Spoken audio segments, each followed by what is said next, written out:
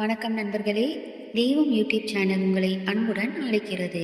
இன்று மே 16, 2026 ஆண்டு சனிக்கிழமை. இன்று சனி ஜெயந்தி கொண்டாடப்படுகிறது. இந்த ஆண்டு சனி ஜெயந்தி சனிக்கிழமையிலேயே வருவதால் இது மிகவும் அரிதான மற்றும் சக்தி வாய்ந்த நாளாக கருதப்படுகிறது.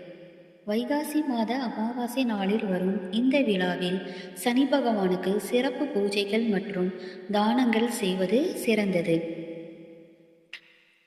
சனி ஜெயந்தி 2026 முக்கிய விவரங்கள்.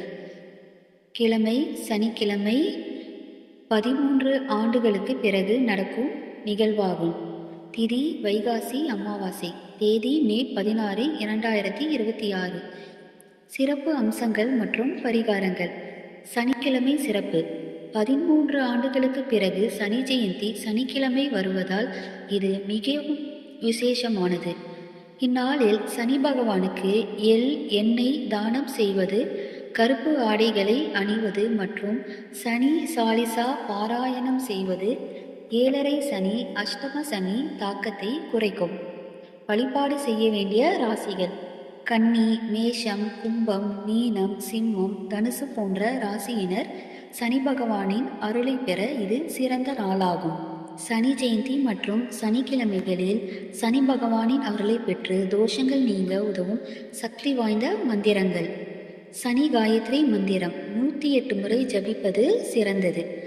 ஓம் காகத்வஜாய வித்மஹே கட்கஹஸ்தாய தீமஹி தன்னோ சனேச்சர பிரச்சோதயாத்.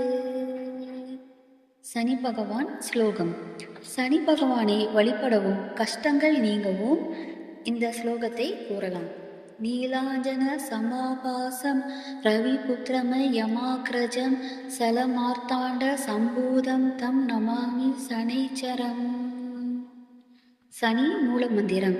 ஓம் ப்ரம் ப்ரீம் ப்ரௌம் ஷக் சனைச்சராய நமஹ. சனி ஜெயந்தி வழிபாட்டு முறை. சனிக்கிழமைகளில் காலை அல்லது மாலை வேளையில் இந்த மந்திரங்களை சொல்லலாம். காகத்திற்கு உணவு அளிப்பது அல்லது ஏழைகளுக்கு தானம் செய்வது சனி தோஷத்தை குறைக்கும். அனுமன் வழிபாடு சனி பகவானின் அருளை விரைவாக பெற்றுத்தரும்.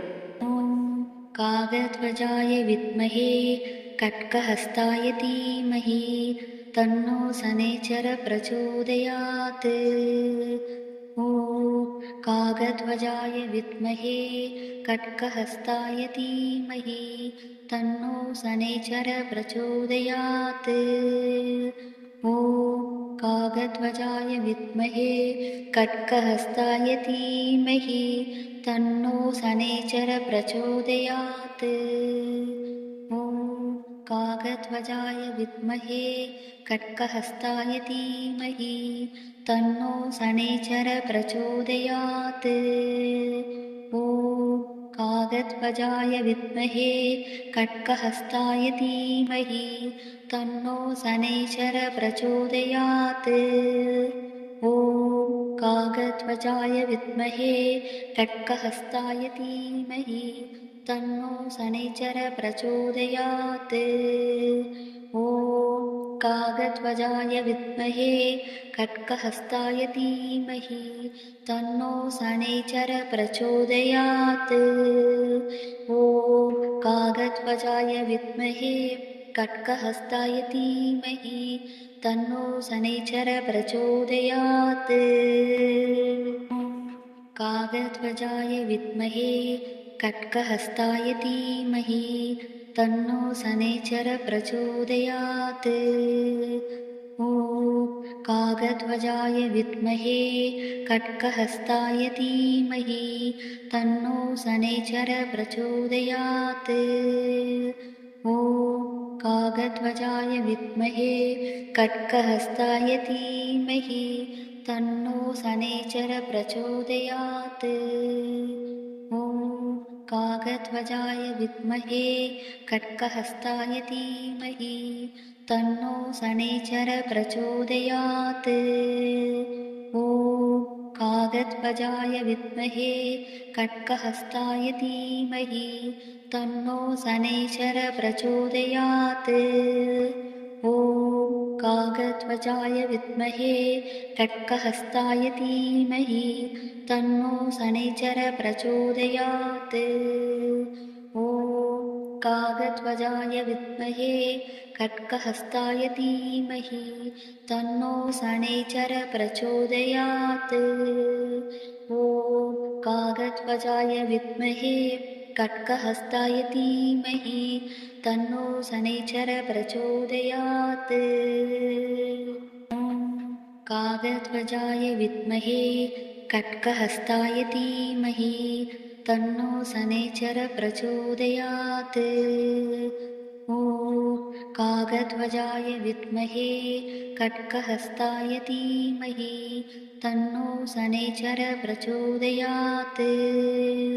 ॐ कागध्वजाय विद्महे खड्गहस्ताय धीमहि तन्नो शनैश्चर प्रचोदयात्। ॐ कागध्वजाय विद्महे खड्गहस्ताय धीमहि तन्नो शनैश्चर प्रचोदयात्। ॐ कागध्वजाय विद्महे खड्गहस्ताय धीमहि तन्नो शनैश्चर प्रचोदयात्। ॐ कागध्वजाय विद्महे खड्गहस्ताय धीमहि तन्नो शनैश्चर प्रचोदयात्। ॐ कागध्वजाय विद्महे खड्गहस्ताय धीमहि तन्नो शनैश्चर प्रचोदयात्। ॐ कागध्वजाय विद्महे खड्गहस्ताय धीमहि तन्नो शनैश्चर प्रचोदयात्। ॐ कागध्वजाय विद्महे खड्गहस्ताय धीमहि तन्नो शनैश्चर प्रचोदयात्।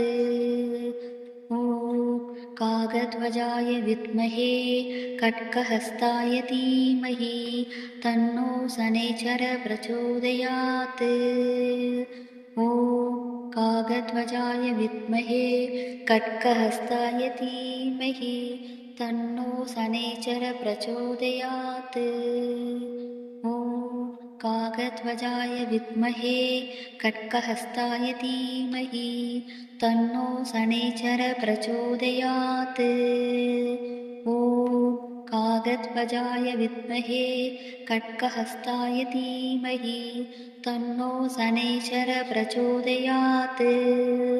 ॐ कागध्वजाय विद्महे खड्गहस्ताय धीमहि तन्नो शनैश्चर प्रचोदयात्।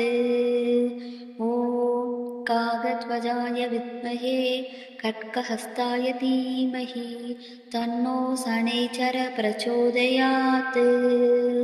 ॐ कागध्वजाय विद्महे खड्गहस्ताय धीमहि तन्नो शनैश्चर प्रचोदयात्।